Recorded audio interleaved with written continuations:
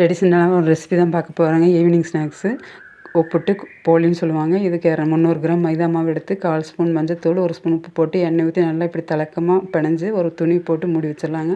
200 gram கடலைப்பருப்பு எடுத்து 1 மணி நேரமாக ஊற வச்சுருக்கேன்.